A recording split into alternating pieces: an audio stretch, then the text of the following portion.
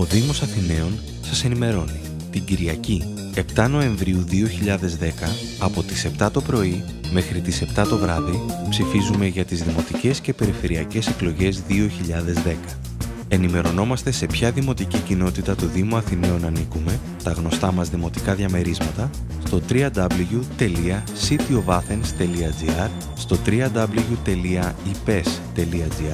ή τηλεφωνικά στη γραμμή του Δημότη 1595. Η διαδικασία ψηφοφορίας είναι απλή.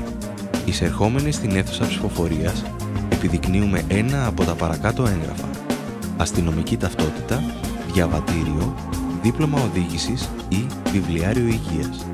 Πρώτα παραλαμβάνουμε το λευκό φάκελο και τα ψηφοδέλτια των συνδυασμών των υποψηφίων δημάρχων.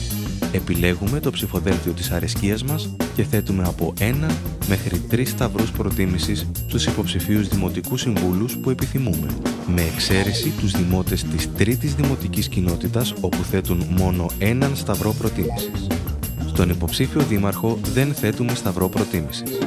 Εν συνεχεία, εκφράζουμε την προτίμησή μας σε έναν μόνο υποψήφιο δημοτικό σύμβουλο από όλες τις άλλες δημοτικές κοινότητες του Δήμου Αθηναίων.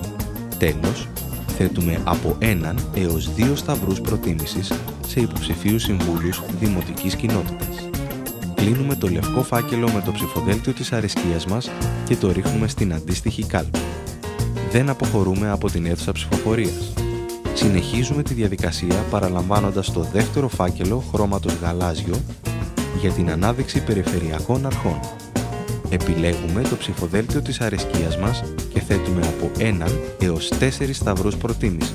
Τέλος, κλείνουμε το γαλάζιο φάκελο με το ψηφοδέλτιό μας και το ρίχνουμε στην αντίστοιχη κάλπη.